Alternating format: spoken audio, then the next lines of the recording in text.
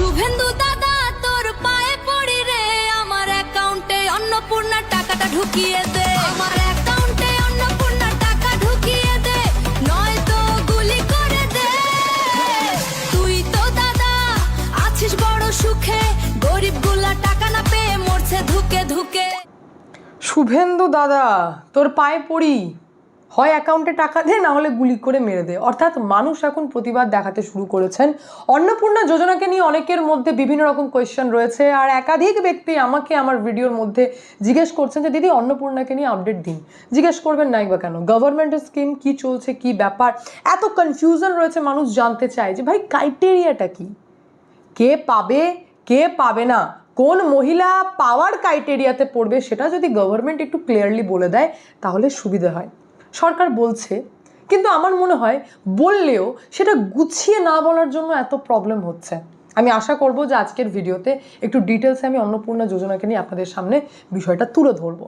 কিন্তু অত্যন্ত দুঃখের সাথে আমি জানাই যে আমার ভিডিওতে আমি প্রায় 98% কমেন্ট এরকম পাচ্ছি যে দিদি অন্নপূর্ণা যোজনার টাকা আমি কবে পাবো। 2% মহিলা বলছেন যে চাকরি রিক্রুটমেন্ট কবে হবে, বা 30% উমেন রিজার্ভেশনের কথা যেটা বলা হচ্ছিল চাকরি ক্ষেত্রে, সেটা ইমপ্লিমেন্ট কবে হবে, বা সেটার কোনো গ্যাজেট আসছে রিলিজ হচ্ছে কিনা, নোটিফিকেশন জারি হচ্ছে কিনা, বিভিন্ন ইনকোয়ারিজ রয়েছে। কিন্তু কোয়েশ্চেনটা হচ্ছে এটা যে দেখুন গভর্নমেন্টের একটা পলিসি আর মানুষকে কিভাবে ভাতার ওপর এতটা ডিপেন্ডেন্ট করে দিল যে তারা এখন বিভিন্ন সোশ্যাল মিডিয়ার মাধ্যমে বলছে যে মমতা ব্যানার্জি ঠিকই তো ছিলেন, 1,500 তো দিতেন, কেন আমি ফালতু এই ঝামেলাতে পড়লাম। অর্থাৎ যত করাপশন রয়েছে সেই করাপশন সাইডে ইম্পর্টেন্ট হয়ে গেল লক্ষ্মী ভাণ্ডার আর অন্নপূর্ণা যোজনা।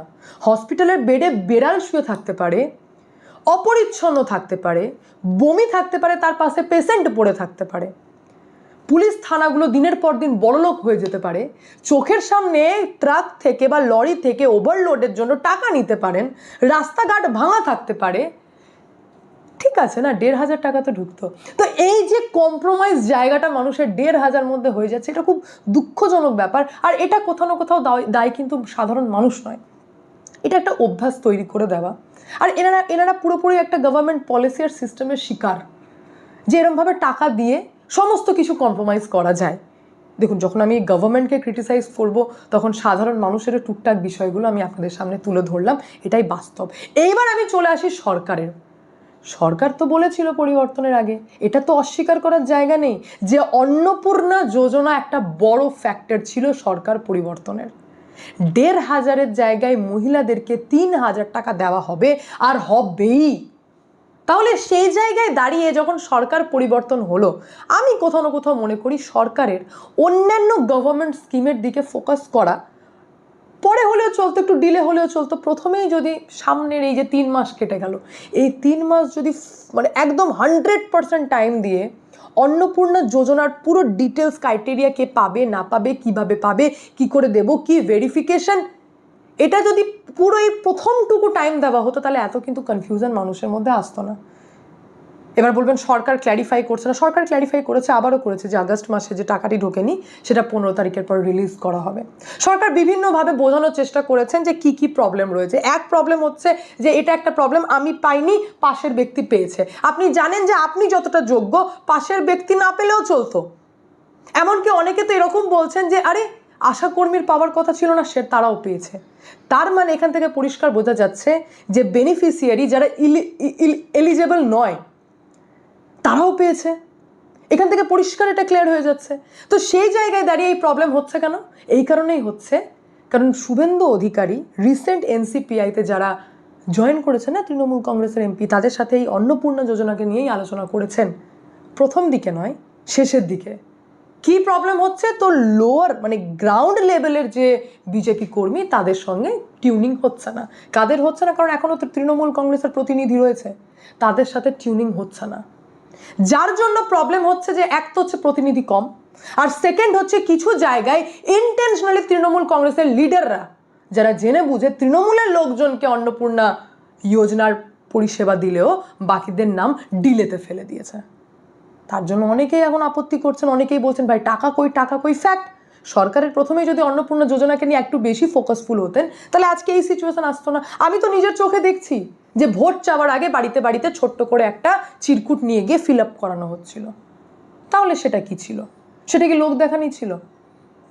তারপর কি করা হলো, বললো না বাড়িতে বাড়িতে গিয়ে এবার ফর্ম ফিল আপ করতে হবে। এসডিওর কাছে বিভিন্ন ফর্ম চলে এলো, বাড়িতে বাড়িতে গিয়ে ফিল আপ করো। এটাতে কি করা হলো, 12 পাতার ফর্ম দেওয়া হবে। এটা এসআইআর এর মতো ইন্ডিভিজুয়াল পার্সনের ডিটেলস না, একটা ফর্মে গোটা পরিবারের ডিটেলস রয়েছে। চলো ভাই, মানুষ সেটাও মেনে নিল, সেটাও ফিল আপ করে জমা দিল। নেক্সট কি বলা হলো, এইবার দুয়ারে দুয়ারে ক্যাম্প করা হবে। ক্যাম্পটা খুব তাড়াহুড়োর মধ্যে করা হলো, ফটাফট করে দেওয়া হলো এবং বলা হলো এইবার অন্নপূর্ণা পাবে। তারপর কি হলো, এবার অনলাইন পোর্টাল চলে এলো।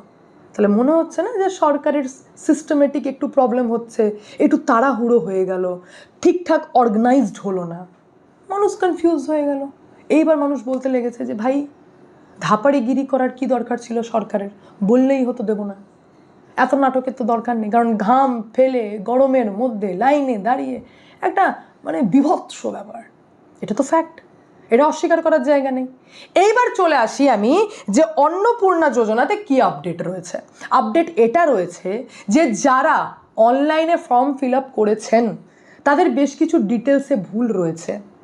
কিছু ফেক, যাদের বাড়িতে গভর্নমেন্ট চাকরি রয়েছে তারাও অন্নপূর্ণা যোজনার পরিষেবা লাভ করছেন। যখন আপনারা প্রতিবাদ করতে শুরু করলেন তখন সরকার দেখলেন যে এনাদের প্রতিবাদ ভুল নয়, সত্যি করেই কিছু মানে যারা ইলিগাল, যাদের পাওয়া উচিত নয়, যারা এলিজেবল নয়, তাদের অ্যাকাউন্টে টাকা ঢুকছে, যাদেরকে না দিলেও চলবে। তাহলে তাদেরকে না দিয়ে বাকিদেরকে দেওয়া উচিত। যেমন আমি একদম লাইভ এক্সাম্পল বলি, আমার মায়ের সাথে কাজে সহযোগিতা করেন যিনি আমাদের বাড়িতে রয়েছেন, উনি 100% এলিজেবল ক্যান্ডিডেট। মানে ওনার তো বছরে 12 লাখ তো, মানে 1 লাখ তো, 12 লাখ তো দূর কি বাত, 1 লাখও হবে না, 50,000 হয়তো কামাই হবে না, মানে এতটা গরিব। তো উনি এলিজেবল, ওনার অ্যাকাউন্টে টাকা ঢোকেনি, কারণ ওনার কাউন্সিলর তৃণমূল কংগ্রেসের। এটাই হচ্ছে প্রবলেম এবং গন্ডগোল করা হয়েছে। এটা আমি চোখের সামনে দেখছি, এটা হচ্ছে প্রবলেম। এবার সরকার কি করছে, সরকার বিডিওকে ফুল দায়িত্ব দেওয়া হয়েছে যে ডিটেলস ভেরিফিকেশন প্রসেস করো। এটা শুরু থেকেই যদি ফোকাস করা হতো তাহলে আজ পুরো ইমেজ ক্লিয়ার থাকতো। এবার চলছে ডিটেলস ভেরিফিকেশন প্রসেস, যার মধ্যে একাধিক গন্ডগোল ধরা পড়ছে। বিডিও নিজের দায়িত্বে পুরো ভেরিফিকেশন করছেন এবং আশ্বাস দেওয়া হয়েছে যে 15 আগস্টের পর প্রত্যেকে টাকা পাবে। সরকার কনফিউশন কিন্তু ওয়েবসাইটের মাধ্যমেও করেছে। একবার অন্নপূর্ণার মাধ্যমে বলা হলো যে চলো চলো চলো স্ট্যাটাস চেক করতে পারবে, 24 ঘন্টার মধ্যে হঠাৎ করে উড়ে গেল, মানুষ আবার হলচল করতে লাগলো। 24 ঘন্টা পর আবার একটা ওয়েবসাইট ওপেন হয়ে গেল, কিন্তু সেখানে স্ট্যাটাস রিপোর্ট চেক করা যাচ্ছে না, কিন্তু অন্নপূর্ণা যোজনার ফর্ম ফিল আপ করা যাচ্ছে। তার মানে ক্রাইটেরিয়াতে ভুল হচ্ছে না, প্রসেস তো ভুল যাচ্ছে, ঠিকঠাক হচ্ছে না, ঠিকঠাক মেনটেন করে হয়নি বলেই এত গন্ডগোল লাগছে। সরকার এখন বলেছেন যে 15 তারিখের পর প্রত্যেকেই অন্নপূর্ণা যোজনা পাবেন। এবার আমাদের 15 আগস্ট পর্যন্ত ওয়েট করা ছাড়া অপশন নেই, আমরা ওয়েট করব এবং তারপর দেখব যে আবারও কিছু সরকারের ভুল হলো নাকি স্মুথলি প্রত্যেকেই টাকা পাচ্ছে কি পাচ্ছে না। এখন কোয়েশ্চেন এটা যে দিদি কারা কারা অন্নপূর্ণা যোজনা পাবে না, কারা কারা পাবে না, এই কনফিউশনটা দূর করে দিই, তাহলে বুঝে যাবেন যে কারা কারা এলিজিবল। নিজের বাড়িতে বসে বুঝে নিন যে আপনি পাবেন কি পাবেন না, ফালতু ঝামেলা বাড়িয়ে লাভ নেই। বলি এবার শুনুন, স্থায়ী সরকারি চাকরিজীবী অন্নপূর্ণা যোজনা পাবেন না। স্থায়ীভাবে আপনি যদি সরকারি চাকরি করে থাকেন আপনি পাবেন না। সরকারি সংস্থা, পঞ্চায়েত, পৌরসভা বা সরকারি সাহায্যপ্রাপ্ত শিক্ষা প্রতিষ্ঠানের কর্মীরাও, অর্থাৎ সরকারের সাথে যদি আপনি অলরেডি যুক্ত থাকেন, আপনি যদি সরকারি মাইনে পান, তাহলে আপনি অন্নপূর্ণা যোজনা পাবেন না। পেনশনভোগী যারা পেনশন পাচ্ছেন, আমি এটা মহিলাদের উদ্দেশ্যে বলছি, নিজের বরকে নিয়ে কনফিউজড হওয়ার দরকার নেই। পেনশনভোগী যারা, তারা অন্নপূর্ণা যোজনা পাবেন না। আয়কর দাতা, আবারও বলছি মহিলারা যারা সরকারকে ট্যাক্স দিচ্ছেন, হ্যাঁ, তার মানে আপনি বলবেন যে আমার তো ভাই 5,000 টাকা ইনকাম, না আপনি ট্যাক্স দিচ্ছেন না। বছরে যাদের 12 লক্ষ টাকা ইনকাম, বছরে মানে মিনিমাম মাসে যদি 1 লক্ষ টাকা ইনকাম হয় তাহলে তারা ট্যাক্স দেয় না। 1 লক্ষ 1 টাকা হয়ে গেলে ট্যাক্স দেয়। বিষয়টা এরকম, মানে 1 লক্ষর ওপর যদি আপনি স্ল্যাব যায় তাহলেই আপনি সরকারকে ট্যাক্স দেবেন। তো 1 লক্ষের ওপর যাদের ইনকাম, বেসরকারিভাবেই বলছি, 1 লক্ষের ওপর যাদের ইনকাম তারা অন্নপূর্ণা যোজনা পাবেন না। 1 লক্ষর নিচে 5,000 থেকে 1 লক্ষ রেঞ্জ যারা সরকারকে ট্যাক্স দিচ্ছেন না তারা কিন্তু পাবেন। 25 মানে বয়স বলছি এবার, 25 বছরের নিচে 60 বছরের ঊর্ধ্বে অন্নপূর্ণা যোজনা পাবেন না। SIR 2026-এ যেটা হলো, সেখানে যদি যাচাইয়ে মৃত পাওয়া গিয়ে থাকে, কাউকে স্থানান্তরিত পাওয়া গিয়ে থাকে, ধরুন চেঞ্জ করে নিয়ে চলে গেছে, বা ভোটার তালিকায় যদি নাম বাদ পড়ে গিয়ে থাকে, তাদের ম্যাটার যদি এখন কোর্টে থেকে থাকে, তাহলে তারা অন্নপূর্ণা যোজনার সুবিধে পাবেন না। এবার আমি আপনাদেরকে একটুখানি সুপ্রিম কোর্টের একটি ঘটনা শোনাই, মানে এটা জানা আপনাদের জন্য অত্যন্ত দরকার। সুপ্রিম কোর্ট প্রথম মন্তব্য করেছিল যে স্টুডেন্টরা বা যুবারা হচ্ছে ককরোচ, আজ সেই এক মন্তব্য সুপ্রিম কোর্টের করা আর সরকার পর্যন্ত হিলে গেল সেই ককরোচের জন্য।